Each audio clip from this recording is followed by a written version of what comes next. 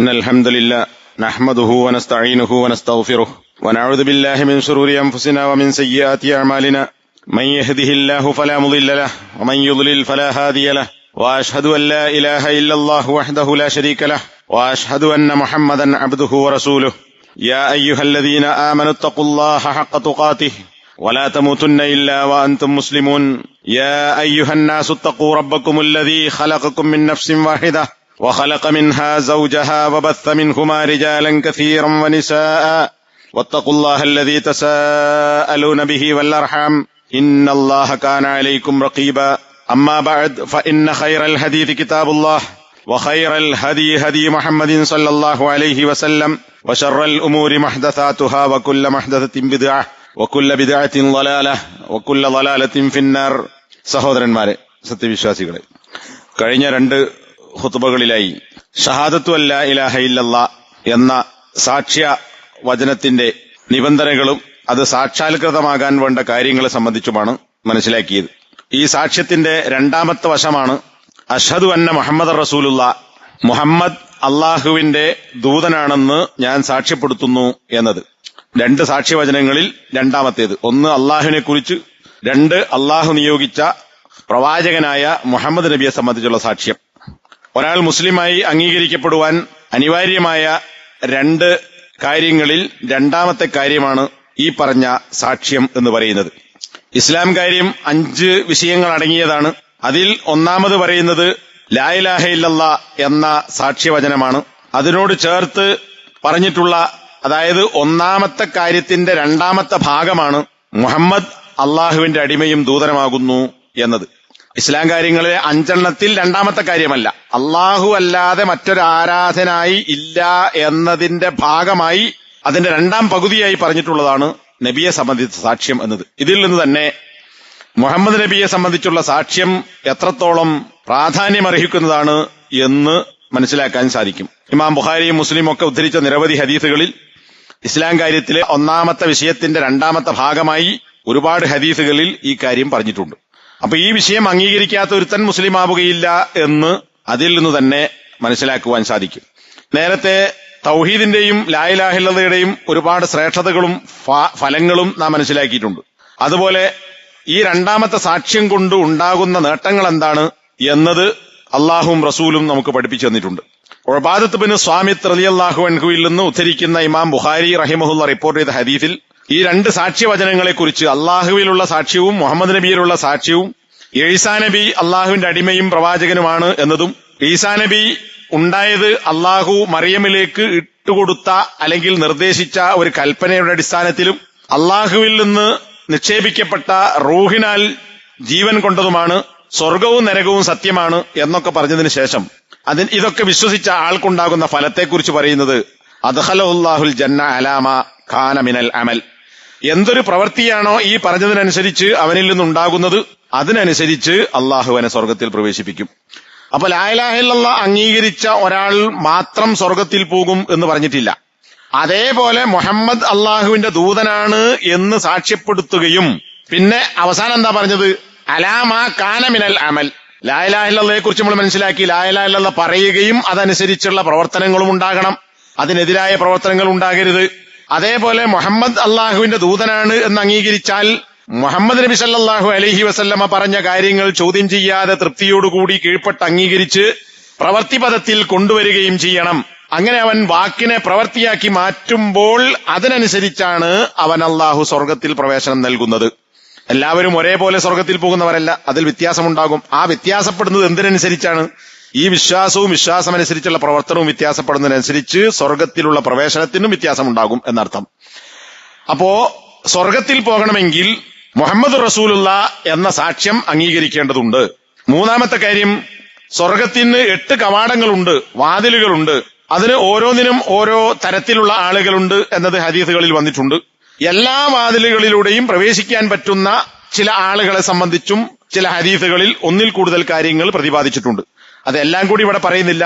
ഇവിടെ 8 വാതിലിലൂടെയും പ്രവേശിക്കാൻ പറ്റുന്ന ഒരു വിഭാഗം ആളുകൾ, നേരത്തെ നമ്മൾ വായിച്ചത് ഇമാം ബുഖാരിന്റെ ഹദീസാണ്.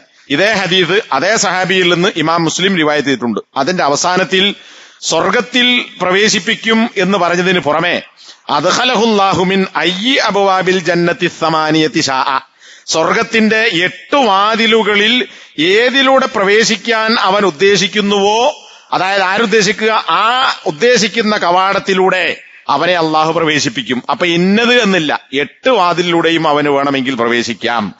ഇത് അള്ളാഹു മാത്രമാണ് ആരാധനക്കർഹൻ എന്ന് വിശ്വസിക്കുന്നതോടൊപ്പം മുഹമ്മദ് മാത്രമാണ് അള്ളാഹുവിന്റെ അവസാനത്തെ നമ്മുടെ നബി. മറ്റുള്ള നബിമാരും അംഗീകരിക്കണം, നമ്മൾ അംഗീകരിക്കേണ്ടെന്ന നമുക്ക് വേണ്ടി നിയോഗിക്കപ്പെട്ട പ്രവാചകൻ മുഹമ്മദ് നബിയാണ്.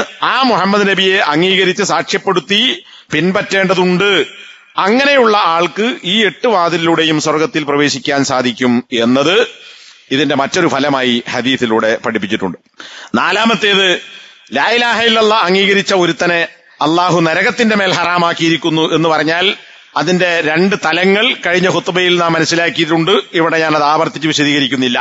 അള്ളാഹു മാത്രമാണ് ആരാധനക്കർഹൻ എന്ന് വിശ്വസിക്കുകയും എന്ന സാക്ഷ്യം ഉൾക്കൊള്ളുകയും വ അന്ന മുഹമ്മദൻ അബ്ദുഹു വ റസൂലുഹു, അതോടൊപ്പം മുഹമ്മദ് അള്ളാഹുവിന്റെ അടിമയും അള്ളാഹുവിന്റെ ദൂതനുമാണ് എന്ന് സാക്ഷ്യപ്പെടുത്തുകയും ചെയ്താൽ ഇല്ലാ ഹറമഹുല്ലാഹു അലന്നാരി, അവനെ നരകത്തിന്റെ മേൽ അള്ളാഹു ഹറാമാക്കാതിരിക്കുകയില്ല. അപ്പൊ ലാ ഇലാഹ ഇല്ലല്ലാഹ് അംഗീകരിച്ച ഒരാൾ നരകം അയാൾക്ക് ഹറാമാണ്. അതേപോലെ മുഹമ്മദ് നബിയെ റസൂലായി അംഗീകരിക്കണം. എന്നാലും രണ്ടും കൂടി കൂടിച്ചേരുമ്പോഴാണ് അയാൾക്ക് നരകം ഹറാമായി മാറുന്നത്. ഈ പറഞ്ഞതിന് അർത്ഥം എന്താ? മുഹമ്മദ് അള്ളാഹുവിന്റെ ദൂതനാണ് എന്ന് മാത്രമല്ല, അബ്ദുഹു, ആദ്യം പറഞ്ഞത് മുഹമ്മദ് അടിമയാണെന്നാണ്, അള്ളാന്റെ അടിമയാണ് എന്ന് പറഞ്ഞാൽ എല്ലാ മനുഷ്യരും അള്ളാന്റെ അടിമയാണ്. അള്ളാഹുവിന്റെ അടിമകൾക്ക് എന്തൊക്കെ ഉണ്ടാകുമോ അതൊക്കെ മുഹമ്മദ് എന്ന പ്രവാചകനും ഉണ്ടാകും. ആ മനുഷ്യർക്കുണ്ടാകുന്ന കാര്യങ്ങൾ മനുഷ്യരെ പോലുള്ള ഒരടിമ, എന്നാൽ അതിനേക്കാൾ ഒരു പ്രത്യേകത എന്താണ്? റസൂലായി നിയോഗിക്കപ്പെട്ടു എന്നതാണ്. എന്ന് പറഞ്ഞാൽ മുഹമ്മദ് എന്ന പ്രവാചകൻ മനുഷ്യനാണ്, മനുഷ്യ സഹജമായ കാര്യങ്ങൾ ഉണ്ടാകുന്ന ആളാണ്. അല്ലാതെ അത് മലക്കിന്റെ പദവിയിലേക്ക് മലക്കുകളെ പോലെയോ അല്ലെങ്കിൽ അള്ളാഹുവിനെ പോലെയോ അല്ല. അങ്ങനെ വിശ്വസിക്കുന്ന ആളുകളുണ്ട്. അങ്ങനെ വിശ്വസിക്കാൻ പാടില്ല. മറിച്ച് മനുഷ്യരെ പോലെ മുഹമ്മദ് എന്ന ആള് ഒരു അള്ളാഹുവിന്റെ അടിമയും അതോടൊപ്പം ദൂതനുമാണ് എന്ന് സാക്ഷ്യപ്പെടുത്തണം. അപ്പൊ ഈ കാര്യം ചേർത്ത് പലയിടങ്ങളിലും പറഞ്ഞിട്ടുള്ളത് അതുകൊണ്ടാണ്. അങ്ങനെയുള്ള ആളുകൾക്ക് സ്വർഗം കിട്ടുമെന്നും 7 കവാടത്തിലൂടെയും പ്രവേശിക്കാമെന്നും പറഞ്ഞതിന്റെ വിപരീതം എന്താ? നരകത്തിൽ പോകാൻ സാധ്യതയുണ്ടോ? ഇല്ല, നരകം അവൻ ഹറാമാകുന്നു. 5-മത്തെ കാര്യം, ഇത് നേരത്തെ മുമ്പ് ഈ ശുറൂത്ത് പറഞ്ഞിടത്തല്ല, ലാ ഇലാഹ ഇല്ലല്ലാഹയെ കുറിച്ച് പറഞ്ഞിടത്തല്ല, നേരത്തെ തൗഹീദുമായി ബന്ധപ്പെട്ട കാര്യം പറഞ്ഞപ്പോ അതിന്റെ ഫവായിദ് പറഞ്ഞ കൂട്ടത്തിൽ പറഞ്ഞു പോയൊരു കാര്യമാണ്. ഇബ്നു മാജ ഉദ്ധരിച്ചൊരു ഹദീസ്. ഞാൻ അതിന്റെ ലഫ്ളൊന്നും വായിക്കുന്നില്ല, അതിന്റെ ചുരുക്കം ഒരു 5-8 വരികളുടെ ഹദീസാണ്. പരലോകത്ത് ഒരുമിച്ച് കൂട്ടി മഹ്ശറിൽ വെച്ച് ആ നബിയുടെ ഉമ്മത്തിൽപ്പെട്ട ഒരാളെ വിളിക്കപ്പെടും. വലിയ ശബ്ദത്തിൽ വിളിക്കും ആളുകൾക്കിടയിൽ വെച്ച്. അങ്ങനെ അയാളുടെ കണ്ണെത്താവുന്ന ദൂരത്തിൽ നീണ്ടു കിടക്കുന്ന, നോക്കിയാൽ കാണാത്ത ദൂരം അത്ര നീളത്തിലുള്ള വലിയൊരു ഫയല്. അങ്ങനത്തെ ഒരു ഫയലല്ല, 99 ഫയല്. ഇപ്പൊ നമ്മുടെ നാട്ടില് പോലീസ് അന്വേഷണ റിപ്പോർട്ടിന്റെ ഫയൽ ഉണ്ടാവും, കോടതിയിൽ സമർപ്പിക്കപ്പെടുന്ന മറ്റ് അന്വേഷണ ഏജൻസികളുടെ റിപ്പോർട്ടുകൾ ഉണ്ടാവും, കോടതി പുറപ്പെടുവിക്കുന്ന വിധിയുടെ കോപ്പി ഉണ്ടാവും. ഇതൊക്കെ എത്രയോ പേജുകൾ, 10, 500, 1000 ഒക്കെ കേസിന്റെ വലുപ്പത്തിനനുസരിച്ച് പേജ് ഉണ്ടാവും. ഇത് എണ്ണമല്ല പറഞ്ഞത്, കണ്ണെത്താവുന്ന ദൂരം എന്നാണ് അങ്ങേയറ്റം വരെ, അതിന്റെ അപ്പുറം കാണൂല. അങ്ങനെയുള്ള 99 ഫയല്. ഈ ഫയലുകൾ ഇയാൾക്ക് മുമ്പിൽ ഉയർത്തപ്പെടും. അദ്ദേഹത്തോട് അള്ളാഹു ചോദിക്കും, ഇതിൽ പറഞ്ഞ ഈ ഫയലിലുള്ള വല്ലതും നീ നിഷേധിക്കുന്നുണ്ടോ? അപ്പോ അയാൾ പറയും, ഇല്ല, ഇതൊന്നും ഞാൻ നിഷേധിക്കുന്നില്ല, ഇതൊക്കെ ഞാൻ ചെയ്തു തന്നെ. അപ്പൊ അള്ളാഹു വീണ്ടും ചോദിക്കും, എന്റെ ഹാഫിദുകളായ, എല്ലാം കാത്തു സൂക്ഷിച്ച് രേഖപ്പെടുത്തുന്ന നീതിമാന്മാരായ മലക്കുകൾ നിന്നോട് വല്ല അന്യായവും ചെയ്തിട്ടുണ്ട് എന്ന് നിനക്ക് അഭിപ്രായമുണ്ടോ? എന്ന് പറഞ്ഞാൽ നീ ചെയ്യാത്ത വല്ലതും ഇതിൽ കള്ളരേഖയായി എഴുതി കൂട്ടിയിട്ടുണ്ടോ? ഇപ്പൊ റിപ്പോർട്ടിൽ മഹ്ശർ തയ്യാറാക്കുമ്പോൾ എല്ലാത്തും എഴുതുന്നത് പോലെ വല്ലതും എഴുതിയതാണോ മലക്കുകൾ? അപ്പോൾ അദ്ദേഹം പറയില്ല, അങ്ങനൊന്നും മലക്കുകളെ കുറിച്ച് എനിക്ക് അഭിപ്രായമല്ല. എന്നാ അള്ളാഹു ചോദിക്കും, ഇനി എനിക്ക് വല്ല ഉദുറും പറയാനുണ്ടോ? എന്റെ അടുക്കൽ എന്തെങ്കിലും ഒരു നന്മ എണ്ണി പറയാനുണ്ടോ? കാരണം ഈ 99 ഫയലിലും ഒരു നന്മയില്ല. അപ്പൊ അദ്ദേഹം പറയും, ഇല്ല, എനിക്കൊന്നുമില്ല റബ്ബേ എന്ന് പറഞ്ഞ് അദ്ദേഹം ഭയപ്പെടും. അപ്പോൾ അള്ളാഹു അവനോട് ഇങ്ങോട്ട് പറയും, ഇതൊക്കെ നിന്റെ തിന്മകളാണ്, എന്നാൽ നിനക്ക് ചില ഹസനാത്തുകൾ ഉണ്ട്. ആ ഹസനാത്ത് എന്താ? ഇന്ന് ആ ഹസനാത്തുകൾ കൊണ്ട് നിനക്ക് യാതൊരു അനീതിയും നിന്നോട് കാണിക്കപ്പെടുകയില്ല. എന്നിട്ടൊരു കാർഡ് എന്ന് അറബിയിൽ ബിത്താക്ക എന്നറിയും. ബത്താക്ക എന്ന് കൊളോക്കിയൽ ഭാഷയെ പറയും. ഗൾഫ് പോയേക്കാം ബത്താക്ക മതില civil card, civil I D. ശരിക്കും ബിത്താക്ക എന്നാണ്, കൊളോക്കിയലായിട്ട് ബത്താക്ക വയ്ക്കുന്നത്. അപ്പൊ ബിത്താക്ക എന്ന് പറഞ്ഞാൽ കഷ്ണം, ചീട്ട്, കുറിപ്പ് എന്നൊക്കെ അർത്ഥത്തിൽ ഉപയോഗിക്കുന്ന വാക്കാണ്. കാർഡ് എന്ന അർത്ഥത്തിൽ ഉപയോഗിക്കും. ഒരു കാർഡ് എടുത്ത് കാണിക്കും. ആ കാർഡിലുള്ളത് എന്താ? അശ്ഹദു അല്ലാ ഇലാഹ ഇല്ലല്ലാഹ് വ അന്ന മുഹമ്മദൻ അബ്ദുഹു വറസൂലുഹു. ആരാധനക്കർഹൻ അല്ലാഹു അല്ലാതെ മറ്റാരുമില്ലെന്നും മുഹമ്മദ് അള്ളാഹുവിന്റെ അടിമയും ദൂതനുമാണെന്നും ഞാൻ സാക്ഷ്യപ്പെടുത്തുന്നു എന്ന ഒരു സാക്ഷ്യവചനം. അതിനെതിരായിട്ട് അയാളൊന്നും പ്രവർത്തിച്ചിട്ടില്ല. ലാ ഇലാഹ ഇല്ലല്ലാഹ് കളങ്കം ചേർത്തിട്ടില്ല. കഴിഞ്ഞ 2 ഖുതുബയിൽ മനസ്സിലാക്കിയതുപോലെ ലാ ഇലാഹ ഇല്ലല്ലാഹ് അംഗീകരിച്ചുകൊണ്ട് ഒരു ശുർക്കും ചെയ്തിട്ടില്ല. മുഹമ്മദ് എന്ന നബിയായി അംഗീകരിക്കുകയും ആ നബിയെ മലക്കുകളെപ്പോലെയോ മനുഷ്യർക്കതീതമായ കഴിവുണ്ടെന്നോ അള്ളാഹുവിന്റെ സ്ഥാനത്തുള്ളവനാണെന്നോ അള്ളാഹുവിനെ പോലെ ദുആ ചെയ്യാൻ പറ്റിയവനാണെന്നോ എന്നൊന്നും വിശ്വാസം അയാൾക്കില്ല. അള്ളാഹു പറഞ്ഞയച്ച യഥാർത്ഥ സത്യം പഠിപ്പിക്കാൻ വേണ്ടി വന്ന നബിയാണെന്ന് അദ്ദേഹം സാക്ഷ്യപ്പെടുത്തിയിട്ടുണ്ട്. എന്നാൽ ഈ സാക്ഷ്യമനുസരിച്ച് നബിയെ പിൻപറ്റി പ്രവർത്തിക്കുകയും നബി വിലക്കിയ കാര്യങ്ങളൊക്കെ ഒഴിവാക്കുകയും ചെയ്തിട്ടുണ്ടോ? അതൊന്നും അയാൾ ചെയ്തിട്ടില്ല. പക്ഷേ ഈ കറകളഞ്ഞ വിശ്വാസം അയാൾക്കുണ്ട്. അപ്പോ ഈ മനുഷ്യൻ ചോദിക്കും, അല്ല, എന്റെ ഈ കണ്ണെത്താ ദൂരത്തുള്ള 99 ഫയലിന്റെ ഇടക്ക് ഈ ഒരു ഹസനത്ത്, ഈ ഒരു നന്മ, ഈ ഒരു കാർഡ് കൊണ്ട് എന്ത് കിട്ടാനാണ്? കാരണം മറ്റതാണ് വലുത്, ഇത് വളരെ ചെറുതാണ്. അങ്ങനെ അയാളുടെ ഈ കാര്യങ്ങളൊക്കെ തൂക്കുമ്പോ ഈ പറഞ്ഞ 99 ഫയലിനേക്കാൾ 99 തിന്മകളടങ്ങിയ 99 ഫയലിനേക്കാൾ കനം തൂങ്ങുന്നത് ലാ ഇലാഹ ഇല്ലല്ലാഹ് മുഹമ്മദ് റസൂലുള്ളാഹ് എന്ന സാക്ഷ്യത്തിന്റെ കുറിപ്പാണ്, ചീട്ടാണ്. ഈ 2 സാക്ഷ്യങ്ങളടങ്ങിയ അവന്റെ സത്യസാക്ഷ്യം കൊണ്ട് 99 ഫയലുകളെക്കാൾ ഇവന്റെ തുലാസ് കനം തൂങ്ങുന്നു. കാരണം എന്താ? നേരത്തെ നമ്മൾ മനസ്സിലാക്കിയ ലാ ഇലാഹ ഇല്ലല്ലാഹ് എന്നത് ഒരു തുലാസിൽ വെക്കുകയും മറ്റേ തുലാസിൽ ആകാശങ്ങളും ഭൂമികളും ആകാശഭൂമികൾക്കിടയിലുള്ളതും അതിലെല്ലാം കൂടി എന്തെല്ലാം ഉണ്ടോ അതൊക്കെ കൂടി ഒരു തട്ടിലും വെച്ച് തൂക്കിയാൽ ലാ ഇലാഹ ഇല്ലല്ലാഹ് എന്നതാണ് കനം തൂങ്ങുക. ഇവിടെ അതിനോടൊപ്പം മുഹമ്മദുർ റസൂലുള്ളാഹ് അബ്ദുഹു വറസൂലുഹു എന്ന 2 സാക്ഷ്യങ്ങളുടെയും പൂർണ്ണമായ കാര്യം ഇതിലുണ്ട്. അങ്ങനെ അദ്ദേഹത്തിന്റെ കനം തൂങ്ങുകയും അതുകൊണ്ട് അയാൾക്ക് രക്ഷ കിട്ടുകയും ചെയ്യുന്നു എന്നാണ്. അപ്പൊ നോക്കൂ, ഇവിടെ ഈ 2 സാക്ഷ്യങ്ങളെ ചേർത്താണ് അല്ലാഹു സുബ്ഹാനഹു വ തആല ഈ കാർഡിൽ പറഞ്ഞിട്ടുള്ളത്. അപ്പോ ലാ ഇലാഹ ഇല്ലല്ലാഹ് എന്നതുപോലെ തന്നെ മുഹമ്മദ് അള്ളാഹുവിന്റെ പ്രവാചകനും അടിമയുമാണ് എന്ന സാക്ഷ്യം കൂടി അംഗീകരിക്കുന്ന ആൾക്ക് ഈ ഒരു കാർഡ് കൊണ്ട്, ഈ 2 സാക്ഷ്യവചനം അടങ്ങിയ അർക്കാനുൽ ഇസ്ലാമിന്റെ ഇസ്ലാം കാര്യങ്ങളിലെ 1ാമത്തെ കാര്യം കൊണ്ട് അയാൾക്ക് ഒട്ടേറെ തിന്മകളുണ്ടെങ്കിലും അയാൾക്ക് രക്ഷ കിട്ടുന്നു എന്നതാണ്. 6ാമത്തെ കാര്യം, ലാ ഇലാഹ ഇല്ലല്ലാഹ് മുഹമ്മദ് റസൂലുള്ളാഹ് എന്ന് അംഗീകരിക്കാത്ത ആളുകളോട് യുദ്ധം ചെയ്യാൻ എന്നോട് കൽപ്പിക്കപ്പെട്ടിട്ടുണ്ട്. അതിൻ്റെതായ സന്ദർഭങ്ങളും കാര്യങ്ങളൊക്കെ ഉണ്ട്.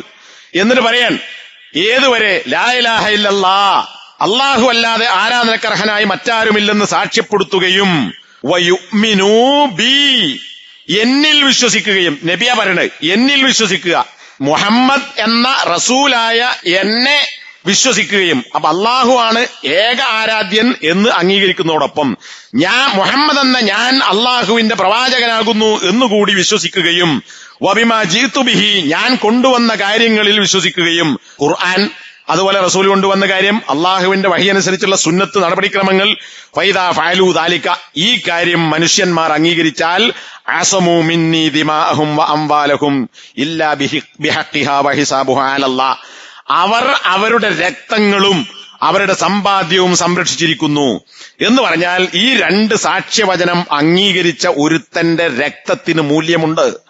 അവന്റെ രക്തം പിന്നെ ചിന്തപ്പെടുകയില്ല, അവൻ വധിക്കപ്പെടുകയില്ല, അവനോട് യുദ്ധം നടത്തപ്പെടുകയില്ല, അവന്റെ സമ്പത്ത് പിടിച്ചെടുക്കപ്പെടുകയില്ല. ഈ രക്തത്തിനും ജീവനും അവന്റെ സമ്പത്തിനും സംരക്ഷണമുണ്ട്. അപ്പൊ രക്തത്തിനും സമ്പത്തിനും സംരക്ഷണം കിട്ടുന്ന ഒരു ഇസ്ലാമിക രാജ്യത്ത് സ്വതന്ത്രമായി ജീവിക്കാൻ പറ്റുന്ന ഒരു വ്യക്തിയുടെ 2 നിബന്ധനകൾ അവൻ ലാ ഇലാഹ ഇല്ലല്ലാഹും മുഹമ്മദ് റസൂലുള്ളാഹിയും അംഗീകരിക്കുക എന്നതാണ്. എന്നാൽ അതിൽ ചില ലംഘനങ്ങൾ ഉണ്ടായാൽ രക്തം ചിന്തപ്പെടാവുന്നത് എപ്പോഴാണ്, ഒരാളെ കൊല്ലാവുന്നത് എപ്പോഴാണ്, അത് വേറെ ഖുർആനും ഹദീസൊക്കെ പഠിപ്പിച്ചിട്ടുണ്ട്. ഒരു മുസ്ലിമിനെ തന്നെ കൊല്ലാവുന്ന ചില മേഖലകളുണ്ട്. അത്തരം കുറ്റങ്ങൾ ചെയ്താൽ അവൻ കൊല്ലപ്പെടും. വഹിസാബുഹും അലല്ലാഹ് ഇപ്പറഞ്ഞ ആളുകളെ പറഞ്ഞത് യാഥാർത്ഥ്യമാണോ സത്യസന്ധമാണോ എന്നൊക്കെ പരിശോധിക്കേണ്ട, വിചാരണ നടത്തേണ്ട പണി അത് അള്ളാഹുവിന്റേതാണ്. അത് പരലോകത്ത് അള്ളാഹു ചെയ്തു കൊള്ളും. ഇത് ഇമാം മുസ്ലിം റിവായത്ത് ചെയ്തിട്ടുള്ള 21-ാം നമ്പർ ഹദീസാണ്. അതുകൊണ്ട് തന്നെ മുഹമ്മദ് എന്ന ആൾ ഞാനൊരു നബിയാണ് എന്ന് വന്നതല്ല. മറിച്ച് മുഹമ്മദ് നബിയെ കുറിച്ച് നമ്മൾ സാധാരണ ആളുകൾ പറയും മുസ്തഫ, മുജ്തബ, മുഖ്താർ എന്നൊക്കെ പറയുന്നത് തെരഞ്ഞെടുക്കപ്പെട്ടവൻ എന്നാണ് ഈ 3 വാക്കിന്റെയും അർത്ഥം. ആരാ തെരഞ്ഞെടുത്തത്? ജനങ്ങൾ കൂടി തെരഞ്ഞെടുത്തിട്ട് മക്കാരെ കൂടിയിട്ട് മുഹമ്മദ് നീ ഒരു പ്രവാചകൻ എന്നിട്ട് നോമിനേറ്റ് ചെയ്തതാണോ? അല്ല. ആരാ തെരഞ്ഞെടുത്തത്? അല്ലാഹു സുബ്ഹാനഹു വ തആല. അള്ളാഹു ഉദ്ദേശിച്ചവരെ അവൻ സൃഷ്ടിക്കുകയും വയഖ്താറു അവൻ തെരഞ്ഞെടുക്കുകയും ചെയ്യുന്നു. അപ്പൊ അള്ളാഹു തെരഞ്ഞെടുത്തതാണ്.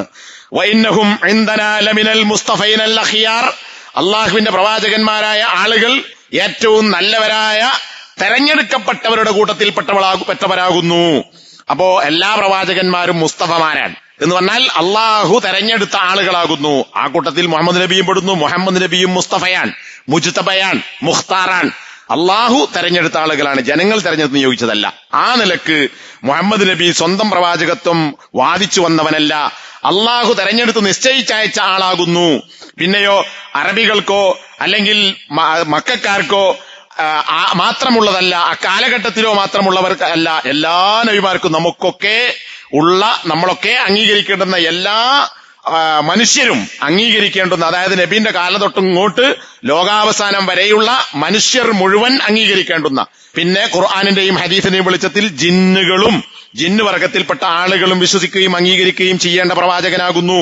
ഖുൽ യാ അയ്യുഹന്നാസ് ഇന്നി റസൂലുള്ളാഹി ഇലൈക്കും ജമീഅ, മനുഷ്യരെ അവരോട് നബിയെ നീ പറയുക, ഞാനിതാ അള്ളാഹുവിന്റെ റസൂലാകുന്നു നിങ്ങൾക്ക് വന്ന.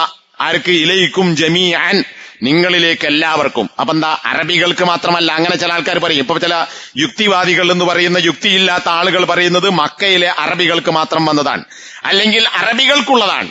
ഒന്നുകിൽ സൗദി അറേബ്യയിലെ ആളുകൾക്ക്, അല്ലെങ്കിൽ അറബികൾക്ക്. അറബി അല്ലാത്ത ആളുകളുടെ നബിയല്ല, നമുക്കത് ബാധകമല്ല. എന്നാ എന്താ പറയണത്? അറബികളെ എന്നല്ല വിളിക്കുന്നത്, മനുഷ്യരോട് നീ പ്രഖ്യാപിക്കണം, നീ അള്ളാഹുവിന്റെ ദൂതനാണ്. ആരിലേക്ക്? ജമീഅൻ, മനുഷ്യൻ എന്ന് പറയുന്നതിൽ ആരൊക്കെപ്പെടുമോ എല്ലാ മനുഷ്യർക്കുമുള്ള നിയോഗിക്കപ്പെട്ട നബിയാകുന്നു ഞാൻ. ആ നിലക്ക് അംഗീകരിക്കുകയും വിശ്വസിക്കുകയും ചെയ്യേണ്ടതുണ്ട്. മുഹമ്മദ് നബിയുടെ പണി എന്താണ്? അദ്ദേഹം ഒരു പോസ്റ്റ്മാന്റെ പണി മാത്രമാണോ? അല്ല. അള്ളാഹു പറഞ്ഞത് എത്തിച്ചു കൊടുക്കൽ മാത്രമാണോ? ആ എത്തിച്ചു കൊടുക്കുകയും അത് പഠിപ്പിച്ച് വിശദീകരിച്ചു കൊടുക്കുകയും ചെയ്യുക. അപ്പോ എന്തുവരും? ഖുർആൻ ഓതിക്കൊടുക്കണം, പഠിപ്പിച്ചു കൊടുക്കണം. ഇതൊക്കെ ഖുർആനിൽ തന്നെ പറഞ്ഞതാണ്. യത്ലു അലൈഹിം, അള്ളാഹുവിന്റെ വചനങ്ങൾ ഓതി കേൾപ്പിക്കുകയും, വയുഅല്ലിമുഹും, അവരെ പഠിപ്പിച്ചു കൊടുക്കുകയും, വയുസക്കീഹിം, അവർക്ക് മാനസികമായ വിശ്വാസപരമായ തസ്കിയത്ത്, ശുദ്ധീകരണം, സംസ്കരണം നൽകുകയും ചെയ്യുക എന്നൊക്കെയുള്ളത് മുഹമ്മദ് നബിന്റെ പണിയാണ്. അതോടൊപ്പം അള്ളാഹുവിന്റെ വഹി ഖുർആൻ അല്ലാതെ ലഭിക്കുന്നു, അതനുസരിച്ച് അള്ളാഹു വിശദീകരിച്ചു കൊടുക്കുന്നു. അതിന് ഹിക്മത്ത് എന്ന് ഖുർആനിൽ തന്നെ പറഞ്ഞിട്ടുണ്ട്. ആ സുന്നത്താകുന്ന ഹിക്മത്തിന്റെ അടിസ്ഥാനത്തിൽ ജനങ്ങൾക്ക് പഠിപ്പിച്ചു കൊടുക്കണം. ഇത് ജനങ്ങൾക്ക് എത്തിച്ചു കൊടുക്കലാണ് നബിന്റെ പണി. അപ്പൊ ഖുർആനും അംഗീകരിക്കണം. ഖുർആനിന്റെ വിശദീകരണമായ ഹിക്മത്ത് എന്ന് ഖുർആൻ തന്നെ വിശേഷിപ്പിച്ച സുന്നത്ത്, നടപടിക്രമങ്ങൾ, ചര്യകൾ, അതുകൂടി ജനങ്ങൾക്ക് എത്തിച്ചു കൊടുക്കാൻ വേണ്ടി നിയോഗിക്കപ്പെട്ട ആളാകുന്നു എന്നും വിശ്വസിക്കേണ്ടതുണ്ട്. അപ്പൊ മുഹമ്മദിനെ നബിയായി അംഗീകരിക്കാം, അദ്ദേഹം ഓതി തന്ന ഖുർആൻ ഞങ്ങൾ സ്വീകരിക്കും, പക്ഷേ മുഹമ്മദ് നബി പഠിപ്പിച്ച സുന്നത്ത് അംഗീകരിക്കാൻ നമ്മൾ തയ്യാറല്ല എന്നൊരുത്തൻ പറഞ്ഞാൽ അത് ലാ ഇലാഹ ഇല്ലല്ലാഹ് എന്നതിൽപ്പെട്ടതാവുകയില്ല എന്നർത്ഥം. ഇനി ഇതിന്റെ ഈ സാക്ഷ്യവചനം അംഗീകരിച്ച ആളുകൾ, അവരിൽ നിന്ന് എന്തെല്ലാം കാര്യങ്ങൾ ഉണ്ടാകണം? നേരത്തെ ലാ ഇലാഹ ഇല്ലല്ലാഹുമായി ബന്ധപ്പെട്ട് അത് പറഞ്ഞവരിൽ എന്തുണ്ടാകാൻ പാടില്ല എന്ന് 7 കാര്യങ്ങൾ വിശദീകരിച്ചുകൊണ്ട് നമ്മൾ മനസ്സിലാക്കിയിട്ടുണ്ട്. അപ്പറഞ്ഞ കാര്യങ്ങൾ ഇവിടെ ആവർത്തിക്കുന്നില്ല. ഒറ്റ 1-2 വാചകങ്ങളിൽ മാത്രം അത് സൂചിപ്പിക്കുകയാണ്. ഇൽമ്, ലാ ഇലാഹ ഇല്ലല്ലാഹ് എന്ന് പറഞ്ഞാൽ എന്താണെന്ന് അറിയണമെന്നതുപോലെ തന്നെ അള്ളാഹുവിന്റെ പ്രവാചകനാകുന്നു മുഹമ്മദ് എന്ന വാക്ക് പറയുന്നതോടൊപ്പം അതിന്റെ അർത്ഥമെന്താണ്, ആശയം എന്താണ്, ഇത് പറയുമ്പോൾ ഞാൻ എന്താണ് എന്നിൽ ഉണ്ടാകേണ്ടത് എന്ന അറിവോടുകൂടി ആ അറിവിന് ശേഷം അത് മനസ്സിൽ ഉൾക്കൊണ്ട് നാവുകൊണ്ട് പറയുക എന്നതാണ് ഒന്നാമതായി ഈ സാക്ഷ്യം പറയുമ്പോൾ ഉണ്ടാകേണ്ടത്. രണ്ടാമത്തേത്, തെളിവിന്റെ അടിസ്ഥാനത്തിൽ അവൻ മനസ്സിലാക്കണം. വെറുതെ മുഹമ്മദ് നബിയാണെന്ന് പറഞ്ഞാൽ പോരാ, മറിച്ച് എന്തുകൊണ്ട് മുഹമ്മദ് അള്ളാഹുവിന്റെ പ്രവാചകനായി അത് ഖുർആനിൽ മനസ്സിലാക്കാം, നബിയുടെ സുന്നത്തിൽ മനസ്സിലാക്കാം. ഖുർആനിൽ അമാനുഷികതയുള്ളതുപോലെ മുഹമ്മദ് നബി സല്ലല്ലാഹു അലൈഹി വസല്ലമയുടെ അള്ളാഹു വെളിപ്പെടുത്തിയ കാര്യങ്ങളുണ്ട്. അള്ളാഹു നബി സല്ലല്ലാഹു അലൈഹി വസല്ലമ ഹദീസിലൂടെ പറഞ്ഞ കാര്യങ്ങൾ ലോകത്ത് ഇന്നും സത്യമായി പുലർന്നുകൊണ്ടിരിക്കുന്ന ദൃഷ്ടാന്തങ്ങളുണ്ട്. അതിലൂടെയെല്ലാം മുഹമ്മദ് യഥാർത്ഥ പ്രവാചകനാകുന്നു, കള്ളപ്രവാചകനല്ല എന്ന ബോധ്യം അയാൾക്കുണ്ടാകണം.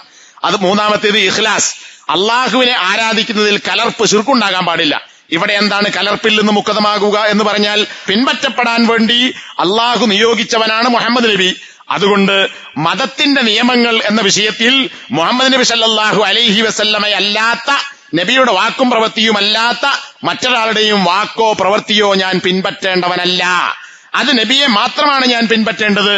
അതുകൊണ്ട് ലോകത്ത് മറ്റുള്ള ആളുകളെ മോഡലുകളായി സ്വീകരിച്ച് അവരുടെ വാക്കുകൾക്കും പ്രവർത്തനങ്ങളെയും സ്വീകരിച്ച് അതിന്റെ പിന്നാലെ പോകുക എന്ന കലർപ്പ് മുഹമ്മദ് അള്ളാഹുവിന്റെ നബിയാണ് എന്ന് വിശ്വസിക്കുന്നതിൽ ഉണ്ടാകാൻ പാടില്ല. അതിൽ നിന്ന് കലർപ്പില്ലാത്ത മുക്തമായ നിഷ്കളങ്കമായ വിശ്വാസമായിരിക്കണം.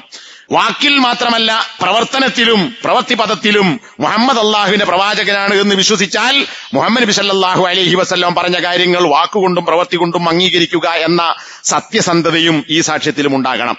അഞ്ചാമത്തേത് മഹബ്ബത്താൻ, ഇഷ്ടം. എല്ലാറ്റിനേക്കാളും അള്ളാഹുവിനെ ഇഷ്ടപ്പെടണം. അള്ളാഹുവിനെ പോലെ അള്ളാഹു അല്ലാത്തവരെ ഇഷ്ടപ്പെടാൻ പാടില്ല, അല്ലെങ്കിൽ അള്ളാഹുവിനെ ഇഷ്ടപ്പെടേണ്ട പ്രകാരം അള്ളാഹു അല്ലാത്തവരെയും ഇഷ്ടപ്പെടാൻ പാടില്ല. അത് രണ്ടും ശിർക്കായി മാറും. ഇതുപോലെ മുഹമ്മദ് നബി അള്ളാഹു കഴിഞ്ഞാൽ പിന്നെ ലോകത്തുള്ള എല്ലാറ്റിനേക്കാളും സ്വന്തം ദേഹത്തേക്കാൾ പോലും ഇഷ്ടപ്പെടേണ്ടത് മുഹമ്മദ് നബി സല്ലല്ലാഹു അലൈഹി വസല്ലമയാണ്. ആ ഇഷ്ടം മറ്റൊരാൾക്ക് വകവെച്ചു കൊടുക്കാൻ പാടില്ല. അങ്ങനെ നബിയെ സ്നേഹിക്കാൻ സാധിക്കണം. അങ്ങനെ സ്നേഹിക്കാൻ കഴിയുമ്പോഴാണ് എന്റെ മോഡലായി മുഹമ്മദ് നബിയെ എനിക്ക് തെരഞ്ഞെടുക്കാൻ സാധിക്കുക. അതല്ലെങ്കിൽ വേറെ ഏതെങ്കിലും കോലം കെട്ടികളായ ആളുകൾ നമ്മൾ മോഡലുകളായി സ്വീകരിക്കും. മുടി വെട്ടുന്നിടത്ത്, വസ്ത്രം ധരിക്കുന്നിടത്ത്, നടത്തത്തിൽ, ഇരുത്തത്തിൽ, അങ്ങനെ പലതിലും മോഡലായി ഏതെങ്കിലും കാഫറിന്റെയോ മറ്റുള്ളവരുടെയോ മറ്റു സംസ്കാരങ്ങളുടെയോ പിന്നാലെ പോകുന്നവൻ നബിയോട് ഈ പറഞ്ഞ ഇഷ്ടമില്ലാത്തവനാണ്. നബി സല്ലല്ലാഹു അലൈഹി വസല്ലം എന്തു കൊണ്ടുവന്നുവോ അതിനെ തള്ളാതെ കൊള്ളുക എന്നതാണ് ആറാമത്തെ കാര്യം. ഇതും വിശദീകരിക്കേണ്ടതില്ല, നേരത്തെ പറഞ്ഞ അതേ കാര്യങ്ങൾ ഇവിടെ ഓർത്താൽ മതി. ഏഴാമത്തേത്, ഈ കാര്യങ്ങൾ കീഴ്പ്പെടണം, അനുസരിക്കണം. അതനുസരിക്കുക എന്നത് തോന്നിയത് സ്വീകരിക്കുക, നമുക്ക് പറ്റാത്തത് അതൊക്കെ നബി പറഞ്ഞത് ശരിയല്ല, അല്ലെങ്കിൽ വിഡ്ഢിത്തമാണ്, അതൊന്നും അങ്ങനെ അംഗീകരിക്കാൻ കഴിയില്ല, നമ്മുടെ ബുദ്ധിക്കെതിരാണ് എന്ന് പറഞ്ഞാൽ പറ്റൂല. ബുദ്ധിക്കെതിരായാലും ഖുർആനിൽ പറഞ്ഞ കാര്യങ്ങൾ ബുദ്ധിക്കെതിരായാലും അംഗീകരിക്കണം. കാരണം അള്ളാന്റെ കലാമാണ്. നമ്മുടെ ബുദ്ധിക്ക് അപ്പുറത്തെ കാര്യങ്ങൾ ഖുർആൻ, നമുക്ക് ബുദ്ധി എന്ന അള്ളാഹുവിനറിയാം. അതുപോലെ തന്നെ അള്ളാഹുവിന്റെ വഹി അനുസരിച്ചാണ് നബി സല്ലല്ലാഹു അലൈഹി വസല്ലം സംസാരിക്കുന്നത്.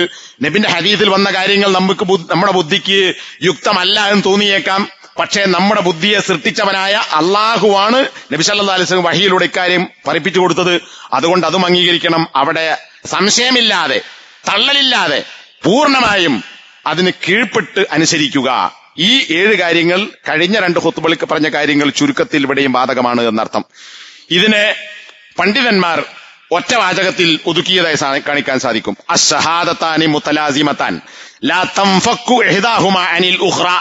2 സാക്ഷ്യങ്ങൾ, ഷഹാദത്തു അല്ലാ ഇലാഹ ഇല്ലല്ലാഹ്, അല്ലാഹു അല്ലാതെ മറ്റാരെയും ആരാധിക്കാൻ പാടില്ല എന്ന് പറഞ്ഞ സാക്ഷ്യവും ഷഹാദത്തു അന്ന മുഹമ്മദ് റസൂലുള്ളാഹ്, മുഹമ്മദ് അള്ളാഹുവിന്റെ ദൂതനാണ് എന്ന സാക്ഷ്യവും മുതലാസിമത്താനി, പരസ്പരം പൂരകങ്ങളായ, പരസ്പരം ചേർന്ന് നിൽക്കുന്ന, പരസ്പരം ഒട്ടി നിൽക്കുന്ന 2 കാര്യങ്ങളാണ്. അപ്പൊ അവിടെ പറഞ്ഞ കാര്യങ്ങളൊക്കെ ഇവിടെയും ബാധകമാണ് എന്നത് നാം മനസ്സിലാക്കണം. ലാ തൻഫക്കു ഇഹ്ദാഹുമാ അനിൽ ഉഖ്റ.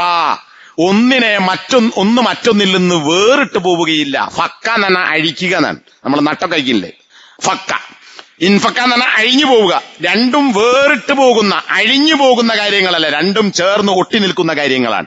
അതുകൊണ്ട് തന്നെയാണ് ഇസ്ലാം കാര്യങ്ങളിൽ ഒന്നാമത്തതിന്റെ 2 പാർട്ടായി ഈ 2 സാക്ഷ്യങ്ങൾ അള്ളാഹു പറഞ്ഞിട്ടുള്ളത്. അപ്പൊ ഞാൻ അള്ളാഹുവിനെ അംഗീകരിക്കുന്നു, എന്നാൽ മുഹമ്മദിനെ അംഗീകരിക്കാൻ നമ്മൾ തയ്യാറല്ല എന്നൊരുത്തം പറഞ്ഞാൽ അവൻ മുസ്ലിം അല്ല. ഖുർആനിലുള്ളതൊക്കെ അവൻ അംഗീകരിച്ചു, അള്ളാഹു ഉണ്ട്, പരലോകമുണ്ട്, അംഗീകരിച്ചു. പക്ഷെ മുഹമ്മദ് അള്ളാഹുവിന്റെ പ്രവാചകനാണ്, മുഹമ്മദ് സല്ലല്ലാഹു അലൈഹി വസല്ലം കൊണ്ടുവന്ന കാര്യങ്ങൾ ഞാൻ വിശ്വസിക്കുന്നില്ല എന്നൊരുത്തൻ പറഞ്ഞാൽ അവന്റെ വിശ്വാസം പൂർത്തിയായില്ല. കാരണം ഒരു ഭാഗം അംഗീകരിച്ചു, 2ാം ഭാഗം അംഗീകരിച്ചില്ല. നബിയെ അംഗീകരിക്കാത്ത ഒരുത്തന് ഖുർആനെയും അംഗീകരിക്കാൻ കഴിയില്ല, അള്ളാഹുവിന്റെ ദീനിനെയും അംഗീകരിക്കാൻ കഴിയില്ല. അത് പൂർണ്ണമാവുകയില്ല. അതുകൊണ്ടാണ് പണ്ഡിതന്മാർ ഇത് 2ഉം ചേർന്ന് നിൽക്കുന്നതാണ് എന്ന് പറഞ്ഞിട്ടുള്ളത്. ഇനി ഈ നിലക്കുള്ള ഒരു വിശ്വാസം മുഹമ്മദ് നബിയെ കുറിച്ച് നമുക്കുണ്ടാകുമ്പോൾ അതിന്റെ ഭാഗമായി നമുക്കുണ്ടാകുന്ന ബാധ്യത മുഹമ്മദ് നബിയോട്, അല്ലെങ്കിൽ മുഹമ്മദ് നബിയിലുള്ള വിശ്വാസം എന്ന സാക്ഷ്യവചനത്തോട് ഉണ്ടാകേണ്ടുന്ന അനിവാര്യമായ കാര്യങ്ങൾ എന്ത് എന്നത് കുറെ വിഷയങ്ങൾ പണ്ഡിതന്മാർ വിശദീകരിച്ചിട്ടുണ്ട്. ഒന്ന്, അള്ളാഹുവിൽ വിശ്വസിക്കുന്നു, അതേപോലെ മുഹമ്മദ് നബിയിൽ വിശ്വസിക്കുക എന്നതാണ്. അപ്പൊ അവിടെ തന്നെ മനസ്സിലാക്കാം, അള്ളാഹുവിനെ അംഗീകരിക്കുന്നു, നബിനെ ഞാൻ അംഗീകരിക്കില്ല എന്ന് പറഞ്ഞാൽ ഈമാൻ പൂർണ്ണല്ല. സൂറത്തുൽ നിസായിലെ 136-ാമത്തെ വചനം, സൂറത്തുൽ ഹദീദിലെ 28-ാമത്തെ വചനം, സൂറത്തുൽ ഫത്ഹിലെ 13-ാമത്തെ വചനം, ഇവിടൊക്കെ പറയുന്നത് യാ അയ്യുഹല്ലദീന ആമനു, വിശ്വസിച്ചവരെ, ആമിനു ബില്ലാ, നിങ്ങൾ അള്ളാഹുവിൽ വിശ്വസിക്കുക, വറസൂലിഹി. കണ്ടോ, അള്ളാഹുവിൽ വിശ്വസിക്കുക എന്ന് പറഞ്ഞ് മാത്രം നിർത്തിയില്ല. ജനങ്ങളെ, വിശ്വസിച്ചവരെ, വിശ്വസിച്ചവരെ വിളിച്ചിട്ടാ പറയുന്നത്. മുഅ്മിനുകൾ എന്ന് പറയുന്നവരെ നിങ്ങൾ അള്ളാഹുവിലും വിശ്വസിക്കണം, അള്ളാഹുവിന്റെ ദൂതനിലും വിശ്വസിക്കണം, പിന്നെ ഗ്രന്ഥത്തിൽ വിശ്വസിക്കണം. ബാക്കി കാര്യങ്ങൾ പിന്നെ പറയുന്നുണ്ട്, മലക്ക് അതൊക്കെ പറയുന്നുണ്ട്, മറ്റു പ്രവാചകന്മാർ, അന്ത്യദിനം ഒക്കെ പറയുന്നുണ്ട്. അപ്പൊ എന്താ, അള്ളാഹുവിൽ വിശ്വസിക്കണം, അതേപോലെ മുഹമ്മദ് നബി അള്ളാഹുവിന്റെ ദൂതനാണെന്നും അത് കൊണ്ടുവന്നതൊക്കെ അംഗീകരിക്കേണ്ടതുണ്ടെന്നും ഉള്ള വിശ്വാസം നിങ്ങൾക്കുണ്ടാകണം. 2 സൂറത്തിലാണ് ഇതേ കാര്യം പറഞ്ഞത്. ഇനി ഫത്ഹിലോ വമല്ലം യുഅ്മിൻ ബില്ലാഹി വറസൂലിഹി, അള്ളാഹുവിൽ വിശ്വസിക്കാത്തൊരുത്തൻ അവിടെ നിർത്തിയില്ല. അള്ളാഹുവിലും വിശ്വസിക്കുന്നില്ല, അള്ളാഹുവിന്റെ ദൂതനിലും വിശ്വസിക്കുന്നില്ലെങ്കിൽ ഫഇന്ന അഅ്തദ്നാ ലിൽ കാഫിരീന സഈറ, കാഫിറുകളായ ആളുകൾക്ക് നാം കത്തിയെരിയുന്ന നരകം തയ്യാറാക്കിയിട്ടുണ്ട്. ഇതിൽ നിന്ന് എന്ത് വ്യക്താണ്? അവിടെ രണ്ടായത്തിലും അള്ളാഹുവിലും പ്രവാചകനിലും വിശ്വസിക്കണമെന്ന് പറഞ്ഞു. ഇവിടെ അള്ളാഹുവിൽ വിശ്വസിക്കാത്ത ആളുകൾക്ക് നരകം തയ്യാറാക്കിയിട്ടുണ്ട്, അവർ കാഫിറുകളാണെന്നല്ല. അള്ളാഹുവിലും വിശ്വസിച്ചിട്ടില്ല, നബിയിലും വിശ്വസിക്കുന്നില്ല, ആ ആളുകൾ കാഫിറുകളാണ്, അവർക്ക് നരകമുണ്ട്. അപ്പൊ അത് വ്യക്തമായി. അള്ളാഹുവിനെ നിഷേധിക്കുന്നത് പോലെ തന്നെയാണ് മുഹമ്മദ് അള്ളാഹുവിന്റെ പ്രവാചകനാണ് എന്നതിനെ നിഷേധിക്കലും. അപ്പൊ ഈ പറയുന്ന കാര്യങ്ങൾ മുകളിൽ സൂചിപ്പിച്ചതുപോലെ അറിവോടുകൂടി, വിശ്വാസത്തോടുകൂടി, ഹൃദയത്തിൽ ഉറപ്പിച്ച്, നാവ് കൊണ്ട് വെളിവാക്കി, പ്രവൃത്തിപഥത്തിൽ കൊണ്ടുവരുമ്പോഴാണ് ആ സാക്ഷ്യം പൂർണ്ണമാകുന്നത്. ഷഹാദത്തു അല്ലാ ഇലാഹ ഇല്ലല്ലാഹ് എന്നതിനെ സംബന്ധിച്ച് കഴിഞ്ഞ ഖുതുബയിൽ നാം മനസ്സിലാക്കിയതുപോലെ അതേ ആയത്ത് തന്നെ ഇവിടെ എടുക്കാം. സൂറത്തുൻ മുനാഫിഖൂനിലെ 1-ാമത്തെ ആയത്ത്. നിന്റെ അടുക്കൽ മുനാഫിക്കുകളായ ആളുകൾ വന്നിട്ട് പറയും, മുഹമ്മദേ നീ അള്ളാഹുവിന്റെ ദൂതൻ തന്നെയാണ് എന്ന് ഞങ്ങൾ ഇതാ സാക്ഷ്യം വഹിക്കുന്നു എന്നാണ് ഷഹാദത്തു അന്ന മുഹമ്മദ് റസൂലുള്ളാഹ്, മുഹമ്മദ് അള്ളാഹുവിന്റെ ദൂതനാണെന്ന് ഞങ്ങൾ സാക്ഷ്യപ്പെടുത്തിയിരിക്കുന്നു എന്ന് സാക്ഷ്യം പറഞ്ഞാൽ വല്ലാഹു യഅലമു ഇന്നക ലറസൂലുഹു, അള്ളാഹ്ക്കറിയാം നീ അള്ളാഹുവിന്റെ റസൂലാണെന്ന് ബലി ഉറപ്പിക്കേണ്ട ആവശ്യമല്ല. എന്നിട്ട് അള്ളാഹു പറയണം എന്താ, വല്ലാഹു യശ്ഹദു ഇന്നൽ മുനാഫിഖീന ലകാദിബൂൻ, അശ്ഹദു അന്ന മുഹമ്മദ് റസൂലുള്ളാഹ് എന്ന് പറഞ്ഞ കപടവിശ്വാസികൾ കള്ളന്മാരാണ്, അവർ പറഞ്ഞത് ശരിയായിട്ടില്ല. അപ്പൊ എന്താ, പറയുന്നത് വാക്കുകൊണ്ട് പറഞ്ഞാൽ മാത്രം പോരാ, അത് ഹൃദയത്തിൽ അറിഞ്ഞ് ഉൾക്കൊള്ളുകയും എന്നിട്ടത് പറയുകയും പിന്നെ അത് പ്രവൃത്തിപഥത്തിൽ കൊണ്ടുവരികയും ചെയ്യണം എന്ന് പറഞ്ഞാൽ നബി പഠിപ്പിച്ചത് മനസ്സാ വാച കർമ്മണ സംശയലേശമന്യേ, ശങ്കയില്ലാതെ പൂർണ്ണമായി കീഴ്പ്പെട്ടംഗീകരിച്ച് തൃപ്തിപ്പെട്ടുകൊണ്ട് അത് പ്രവൃത്തിപഥത്തിൽ കൊണ്ടുവരികയും ചെയ്യുമ്പോഴാണ് അവൻ വിശ്വാസിയാകുന്നത്. അല്ലെങ്കിൽ ഇവന്റെ സാക്ഷ്യം കൊണ്ട് ഫലമില്ല. അപ്പൊ ഇത്തരത്തിലുള്ള പരിപൂർണമായ ഒരു വിശ്വാസം നബിയെ സംബന്ധിച്ച് ഈ കലിമ ചെല്ലുന്ന ആളുകൾക്കുണ്ടാകേണ്ടതുണ്ട് എന്നർത്ഥം. അല്ലാഹു സുബ്ഹാനഹു വ തആല അത്തരം സാക്ഷ്യം വഹിക്കുന്ന, അത് ഏറ്റെടുക്കുന്ന, ഉൾക്കൊള്ളുന്ന ആളുകളിൽ നമ്മെ എല്ലാവരെയും ഉൾപ്പെടുത്തി അനുഗ്രഹിക്കുമാറാകട്ടെ. അൽഹംദുലില്ലാ വസല്ലല്ലാഹു അലാ മുഹമ്മദ് അല്ലദീ ബല്ലഗ റിസാലത വഅദ്ദൽ അമാന. രണ്ടാമത്തെ ബാധ്യത, അതായത് സാക്ഷ്യം അംഗീകരിച്ചവരുടെ രണ്ടാമത്തെ ബാധ്യത എന്ന് പറയുന്നത് വിശ്വസിച്ചു കഴിഞ്ഞാൽ പിന്നെ നബി സല്ലല്ലാഹു അലൈഹി വസല്ലമ കൽപ്പിച്ച കാര്യങ്ങൾ അനുസരിച്ച് ജീവിക്കുക എന്നതാണ്. അള്ളാഹുവിനെ അനുസരിക്കണം, അത് മാത്രം പോരാ, അള്ളാഹുവിനെ അനുസരിക്കാത്തവൻ മുസ്ലിം ആവുകയില്ല. അതേപോലെ നബി സല്ലല്ലാഹു അലൈഹി വസല്ലമയും അനുസരിക്കേണ്ടതുണ്ട്. സൂറത്തുൻ നിസായിലെ 59-ാമത്തെ വചനം, യാ അയ്യുഹല്ലദീന ആമനൂ അത്തിയുല്ലാഹ വഅത്തിയുർ റസൂല, വിശ്വസിച്ചവരെ നിങ്ങൾ അള്ളാഹുവിൽ നേരത്തെ പറഞ്ഞു വിശ്വസിക്കണം, വിശ്വസിച്ചാൽ പോരാ, അനുസരിക്കണം. നബിയിൽ വിശ്വസിക്കണം, നബിയിൽ വിശ്വസിച്ചാൽ മാത്രം പോരാ, വിശ്വാസത്തിന്റെ ഭാഗമാണ് വാത്തിയൂർ റസൂല, റസൂല് പറഞ്ഞതിന് അംഗീകരിക്കൽ. കണ്ടോ, ഞാൻ അള്ളാഹിനെ അംഗീകരിച്ചോളാം അനുസരിച്ചോളാം പോരാ, അള്ളാഹുവിൽ വിശ്വസിച്ച് അംഗീകരിക്കണം, അനുസരിക്കണം, നബിയിലും വിശ്വസിച്ച് നബിയെ അനുസരിക്കണം. പിന്നെ സൂറത്ത് മാഇദ 92-ാമത്തെ ആയത്ത്, അത്തിയുല്ലാഹ വഅത്തിയുർ റസൂല, അതേ കാര്യം, നിങ്ങൾ അള്ളാഹുവിനെ അനുസരിക്കുക, നിങ്ങൾ റസൂലിനെയും അനുസരിക്കുക. സൂറത്തു നൂറിലെ 54-ാമത്തെ വചനം, നബിയെ പറയൂ അത്തിയുല്ലാഹ വഅത്തിയുർ റസൂല, നബിയെ പറഞ്ഞു കൊടുക്ക്, അള്ളാഹുവിനെയും അനുസരിക്കണം, റസൂലിനെയും അനുസരിക്കണം. സൂറത്ത് ഹശറിലെ 7-ാമത്തെ വചനം, വമാ ആതാക്കുമുർ റസൂലു ഫഖുദൂഹു വമാ നഹാകും അൻഹു ഫന്തഹു, റസൂൽ നിങ്ങൾക്ക് എന്തു കൊണ്ടുവന്നുവോ അതിനെ നിങ്ങൾ സ്വീകരിക്കുക. നബി കൊണ്ടുവന്നതിനെ ഒക്കെ സ്വീകരിക്കണം. അതിൽ എന്തൊക്കെ പെടും? ഖുർആൻ നബി കൊണ്ടുവന്നതാണ്, നബിയിലൂടെ നൽകപ്പെട്ടതാണ്. അതുപോലെ നബി കൊണ്ടുവന്നതാണ് ഖുർആനിൽ തന്നെ പറഞ്ഞിട്ടുള്ള ഹിക്മത്ത് എന്ന സുന്നത്ത്, നബിയുടെ നടപടിക്രമം, നബി ചെയ്തതും പറഞ്ഞതും അംഗീകരിച്ചതുമായ, കൽപ്പിച്ചതും വിലക്കിയതുമായ, ഹദീസിൽ വന്ന എല്ലാ കാര്യങ്ങളും ഇതും നബി കൊണ്ടുവന്നതാണ്. അപ്പൊ നബി എന്താണോ കൊണ്ടുവന്നത് നിങ്ങൾക്ക്, അത് നിങ്ങൾ സ്വീകരിക്കണം എന്ന് പറഞ്ഞാൽ ഖുർആനും അംഗീകരിക്കണം, സുന്നത്തും അംഗീകരിക്കണം. വമാ നഹാകും അൻഹു ഫന്തഹു, നബി എന്താണോ നിങ്ങളോട് വിലക്കിയത്, അള്ളാഹു കൊണ്ടുവന്ന ഖുർആനിലൂടെ വിലക്കിയ കാര്യമുണ്ടോ അത് നിങ്ങൾ ഒഴിവാക്കണം. അതേപോലെ നബിന്റെ അള്ളാഹുവിന്റെ വഹി അനുസരിച്ചുള്ള ജീവിതമാകുന്ന, വാക്കാകുന്ന, അംഗീകാരമാകുന്ന സുന്നത്തിലൂടെ നിങ്ങളോട് വിലക്കിയത് എന്തുണ്ടോ അതും നിങ്ങൾ വെടിയേണ്ടതുണ്ട്. അപ്പൊ അള്ളാഹു പറഞ്ഞതേ ഞാൻ കേൾക്കുള്ളൂ, നബി പറഞ്ഞത് ഞാൻ കേൾക്കൂല, അള്ളാഹു വിലക്കിയത് ഞാൻ ഒഴിവാക്കാം, നബി വിലക്കിയത് അത് സുന്നത്തല്ലേ, അത് നബി പറഞ്ഞതല്ലേ, അത് ഞാൻ സ്വീകരിക്കൂല എന്നൊരുത്തം പറഞ്ഞാൽ അവൻ നബിയെ ധിക്കരിച്ചവനാണ്. ഇനി നബിയെ ധിക്കരിച്ചാൽ അത് നബിയിൽ മാത്രം ഒതുങ്ങുമോ? ഇല്ല, അള്ളാഹുവിനെയും ധിക്കരിച്ചവനാണ്. നബിയെ അനുസരിക്കുക എന്ന് പറഞ്ഞാൽ അതിന്റെ യഥാർത്ഥ അർത്ഥം എന്താ? അത് അള്ളാഹുവിനെ അനുസരിക്കലാണ്. അപ്പൊ അള്ളാഹുവിനെ അനുസരിക്കണം, പ്രവാചകനെ അനുസരിക്കണം. എന്നിട്ട് അള്ളാഹു തന്നെ പറഞ്ഞു, നബി തന്നെ പഠിപ്പിച്ചു, നബിയെ അനുസരിക്കുക എന്ന് പറഞ്ഞാൽ നബി എന്ന് പറയുന്ന ആള് മക്കത്തൊരു മുഹമ്മദ് എന്നതുകൊണ്ടല്ല, മറിച്ച് മക്കത്ത് ജനിച്ചു വളർന്ന മുഹമ്മദ് എന്ന് അള്ളാഹുവിന്റെ അടിമയെ അള്ളാഹു നിയോഗിച്ചതാണ്. അതുകൊണ്ട് അള്ളാഹു നിയോഗിച്ച മുഹമ്മദിനെ അനുസരിക്കുക എന്ന് പറയുന്നത് അത് അള്ളാഹുവിനെ അനുസരിക്കലാകുന്നു. എന്താ തെളിവ്? ഹദീസല്ല, ഖുർആൻ തന്നെ. സൂറത്തുൻ നിസായിലെ 80-ാമത്തെ വചനം, മൻ യുതിഇല്ലാഹ, അള്ളാഹുവിനെ ആര് അനുസരിക്കുന്നുവോ ഫഖദ് അതാ അല്ലാഹ്, അവൻ അള്ളാഹുവിനെ അനുസരിച്ചിരിക്കുന്നു. റസൂലിനെ അനുസരിച്ചവൻ അവൻ അള്ളാഹുവിനെ അനുസരിച്ചിരിക്കുന്നു എന്ന് പറഞ്ഞാൽ എന്താ? റസൂലിനെ അനുസരിക്കുമ്പോഴേ അള്ളാഹുവിനെ അനുസരിച്ചവനാകുകയുള്ളൂ. അപ്പൊ നബിയെ അനുസരിക്കാത്ത ഒരുത്തൻ അള്ളാഹുവിനെ അനുസരിച്ചവനല്ല. ഇത് ആയത്ത്. ഇനി ഹദീസിലോ ഇമാം ബുഖാരി ഉദ്ധരിച്ച ഹദീസ് കാണാം, മൻ അതാഅനി ഫഖദ് അതാ അല്ലാഹ്, എന്നെ അനുസരിച്ചവൻ അള്ളാഹുവിനെ അനുസരിച്ചിരിക്കുന്നു. ഖുർആനിൽ പറഞ്ഞ പോലെ തന്നെ. അപ്പോ ഇതൊക്കെ ഒന്ന് ചർച്ച ചെയ്യപ്പെടേണ്ട വിഷയമാണ്. കാരണം ഖുർആൻ മാത്രം മതി എന്ന് പറയുന്ന ഒരു കൂട്ടർ, ഖുർആനും ഹദീസും അംഗീകരിക്കണം എന്ന് പറഞ്ഞാൽ നമ്മളതൊക്കെ അംഗീകരിക്കും, പക്ഷേ അതെല്ലാം ഒന്നും അംഗീകരിക്കില്ല. ഖുർആൻ നമ്മൾ അംഗീകരിക്കുക, കാരണം അത് അള്ളാഹ് ഇറക്കിയല്ലേ. മറ്റത് മുഹമ്മദ് നബി കൊണ്ടുവന്നതിൽ ചില കള്ളത്തരങ്ങളൊക്കെ ഉണ്ടാവും, കേറിക്കൂടിയതുണ്ടാവും, കടന്നുകൂടിയുണ്ടാവും, കടത്തിക്കൂട്ടിയതുണ്ടാവും. അപ്പൊ എല്ലാം ഒന്നും അങ്ങനെ അംഗീകരിക്കാൻ പറ്റൂല. അവിടെ നമ്മൾ ബുദ്ധി കൊണ്ട് തൂക്കി നോക്കിയിട്ട് അനുസരിക്കാൻ പറ്റുള്ളൂ എന്നൊരുത്തം പറഞ്ഞാൽ, സ്വഹീഹായി സ്ഥിരപ്പെട്ട കാര്യങ്ങൾ അവന് ഉൾക്കൊള്ളാൻ പറ്റിയാലും ഇല്ലെങ്കിലും ശരി, ഇത് അള്ളാഹുവിന്റെ വഹി അനുസരിച്ചുള്ള നബിയുടെ വാക്കാണ് എന്ന നിലക്ക് അവൻ നബിയെ അനുസരിക്കുമ്പോൾ മാത്രമേ അവൻ അള്ളാഹുവിനെ അനുസരിച്ചവനാവുകയുള്ളൂ.